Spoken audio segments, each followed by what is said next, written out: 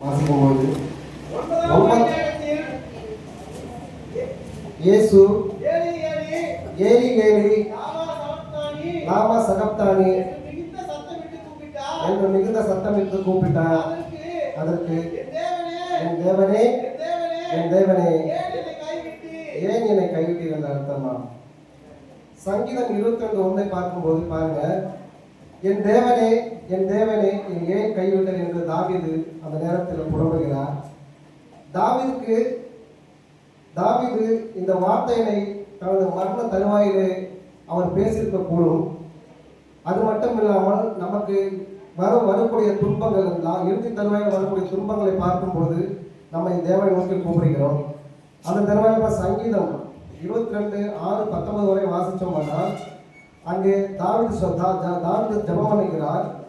நான் ஒரு புழு மனுஷன் அல்ல, நிந்திக்கப்பட்ட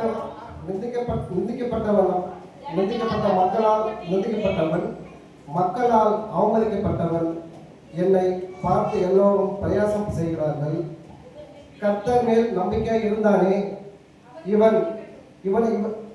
இவனை கர்த்தர் எப்போதும் மீட்டு விடுவார்.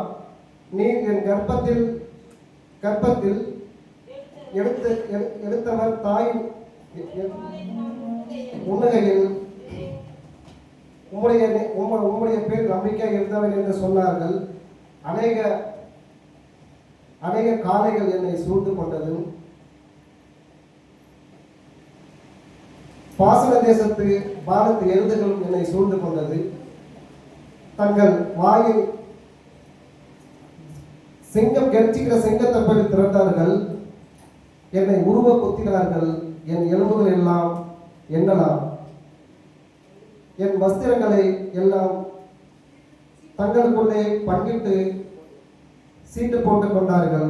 இப்படி அந்த இடத்திலே அந்த இடத்துல தாவீது தன்னுடைய அந்த இறுதி தருவாயிலே, அந்த மரண தருவாயிலே அங்கே அவன் புலம்பி இந்த ஜெபத்தை செய்திருக்க கூடும்.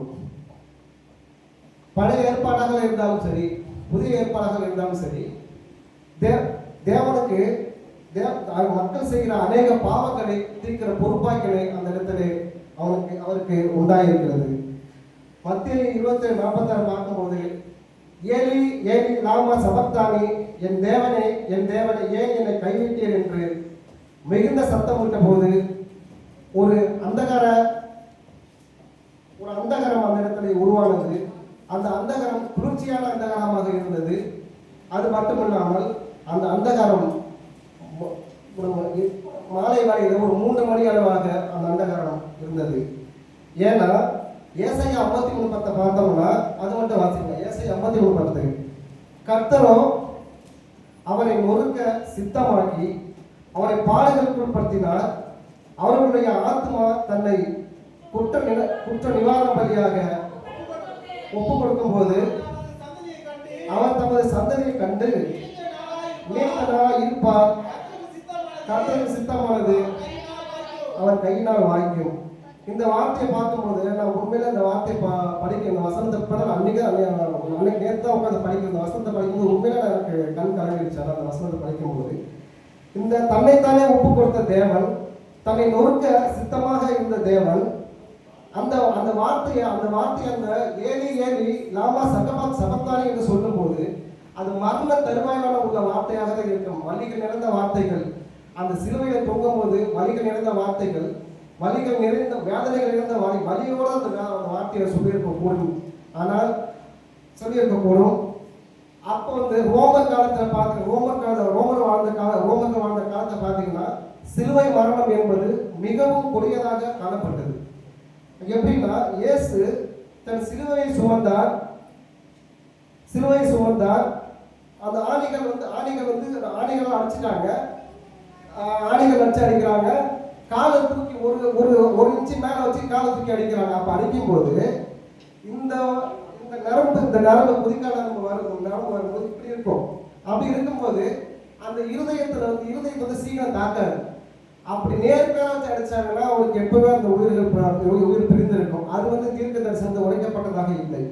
ஆனால் இந்த இடத்துல பார்த்தீங்கன்னா அந்த அந்த இடத்துல பார்த்தீங்கன்னா அவர் வந்து சீக்கிரம் அந்த உயிர் போகக்கூடாது, அந்த மரண வலியை அவர் தாங்க வேண்டும், அந்த மரண வேதனையை அவர் பட வேண்டும் என்று அநேகர் விரும்பினார்கள், அந்த சுற்றி உள்ளவர்கள் விரும்பினார்கள்.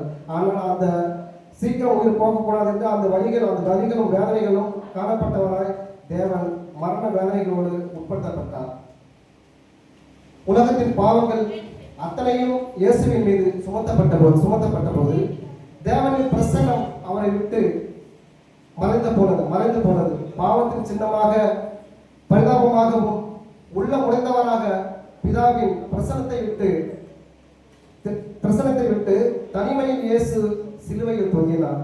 திடீரென இவருக்கு இருந்த அன்பின் ஐக்கிய இணைப்பு துண்டிக்கப்பட்டது. இதற்கு காரணம் ஏசாயா 59:2 வாசிங்க.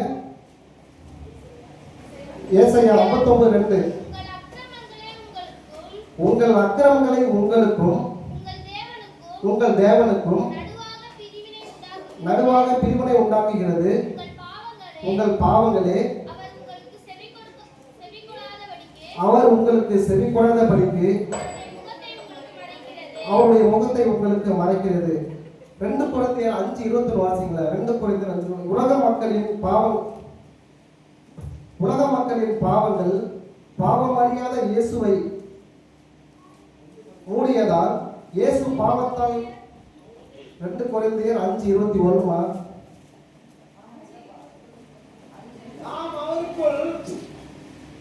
2 கொரிந்தியர் 5:21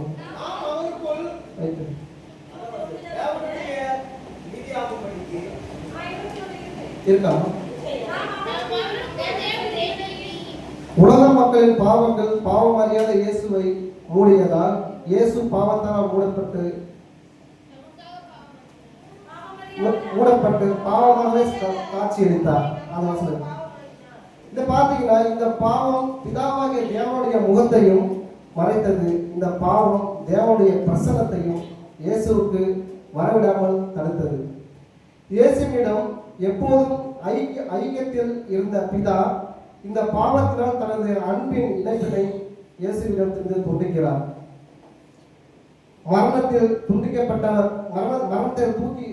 தூக்கப்பட்டவர் எவனும் சபிக்கப்பட்டவன் என்று எழுதப்பட்டபடி இயேசு நம்மை சாபமாகி நமது பாவங்களை அவர் ஏற்று சுமந்தபடியினால் பாவங்களை அறியாத பிதா சுமார் 3 மணி நேரம் இயேசுவிடத்திற்கும் அவருக்கு 3 மணி நேரம் தனது பிரசனத்தை அவருக்கு மறைத்தார். வேதம் சொல்லுகிறது. மத்தேயு 27:50 பார்த்தீங்கன்னா இயேசு மறுபடியும் மகா சத்தம் விடுறாரு. மகா சத்தம் விட்டு தன்னுடைய ஆவியை விடுறாரு. இதை பார்த்தீங்கன்னா ஆவியை விடுகிறார். பார்த்தீங்கன்னா இதை மகா சத்தம் விட்டு ஆவியை விடுறாரு. அதை சொல்ல முடியல. இன்னொரு விஷயம் மட்டும் சொல்லி முடிச்சிடலாம். நீங்களும் இந்த இடத்துல நீங்களாக இருந்தாலும் சரி, நானாக இருந்தாலும் சரி, யாராக இருந்தாலும் சரி, இந்த பாவத்தின் நிமித்தம் இயேசு கிறிஸ்து நாமத்தினால பிதாவினிடத்தில்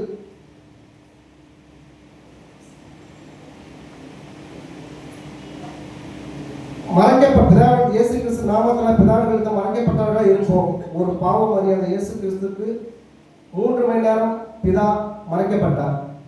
ஆனால் நமக்கு எத்தனை வருடம், எத்தனை நாட்கள், எத்தனை நேரம், நம்ம தான் அதை முடிவு பண்ணி நம்ம வாழ்க்கையில் சிந்தித்து செயல்படணும்.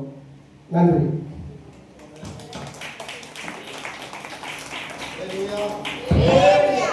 Hallelujah.